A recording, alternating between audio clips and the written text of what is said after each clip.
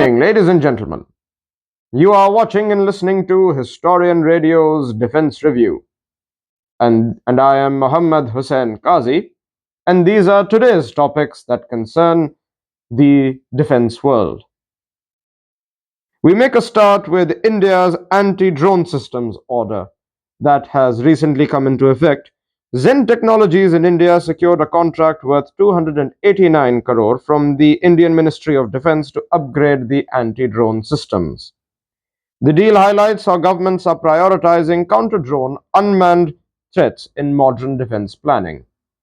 This is a fascinating endeavor that many countries are embarking on, particularly so the bigger military powers in the world, because, as we discussed on the previous week's defense review, the world seems to be investing in reducing the threat or risk to the human factor in war, that is to say, the actual foot soldier or the pilot or the gunman or what have you. And in such, it has become the new status quo to invest in unmanned technology which effectively limits the human contribution and the human factor in the field of war and combat. Therefore, this is an interesting moment in the history of defense planning. For what is today shall surely be history tomorrow. We further move on the subject of defense spending and contracts and orders. Obviously, we could not avoid the military industrial complex that has taken root in the United States for quite some time now. The United States defense budget and spending questions that have recently been asked, or, well, have been asked around by the community as a whole in the world, not just Americans, but ordinary people like you and I as well, are another interesting topic in the current defense landscape. The United States Department of Defense, or, well, Department of War, is looking at a defense budget around $961 billion in 2026. Still a record sum, but with a flat base budget that raises questions once more about inflation and changing priorities. This is further advanced upon when questions such as where will the money go, what programs may get cut or delayed, and how will this shape future capabilities are definitely riveting and are being frequently asked when it comes to the intriguing amount that has been proposed for the year 2026. The Trump administration, historically, albeit maintaining an anti war and anti combat stance, has interestingly been investing a lot in defense and furthering its defense prospects, albeit at a high cost. And so, this defense budget and the question of the objective of such an interesting defense budget is truly quite normal at this point, if not long overdue. This question has also been extended to the American objective for war, that is to say, with what objective the American intervention in different countries or in any sort of combat, what remains to be the reason behind it. And so, please let us know the answer to these questions in the comment section down below. Historian Radio is all for nurturing positive discourse and answers to these questions.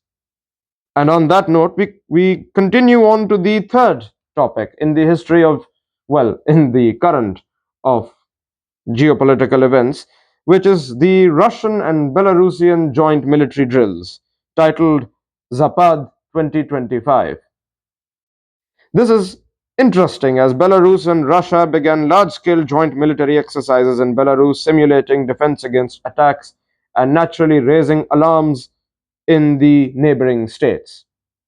These drills serve as a signal of strategic alignment and readiness in Europe's east and reflect broader power politics. This is a fascinating Cold War power play that Moscow has historically played. When it came to NATO drills in Western Europe, the Warsaw Pact in the days of the Soviet Union and, of course, the glory days of the old Cold War was quick to also schedule military drills in volatile areas such as East Germany or, for example, Czechoslovakia or Hungary, any place that shared a frontier with the Western alliances. And so the Russia and Belarus joint military drills, or Zapad 2025, remains to be an interesting geopolitical move, but what it is not is surprising. This and its connections with the Soviet foreign policy and defense policies of the, like I said, the glory days of the old Cold War, remain to be an interesting experience for those of us reading this news. For the older generation, would be more accustomed to this type of news coming in with topics like the Soviet Union, Romania, East Germany, and Bulgaria, for example, host military drills to counter the military drills of the United States, Britain, and West Germany. But hearing this news today is definitely a fascinating experience. As a Cold War enthusiast myself, I find it quite riveting. And on that note, we conclude today's defense review. And with that, we would request that you, our dear viewers and listeners, answer some of the questions that we have asked today in the defense review in the comment section down below. We would also appreciate if you stay tuned for our other series, Echoes of the News and Crossroads, to show your support for the channel. We are all so grateful for your views and your subscription. So thank you so much, and we shall return to you next week with another defense review. Good night.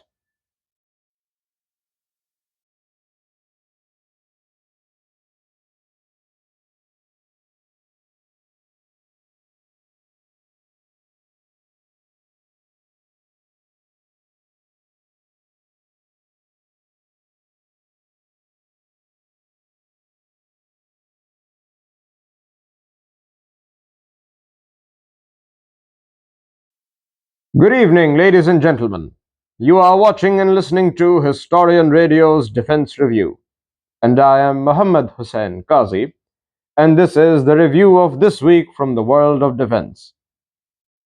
We make a start with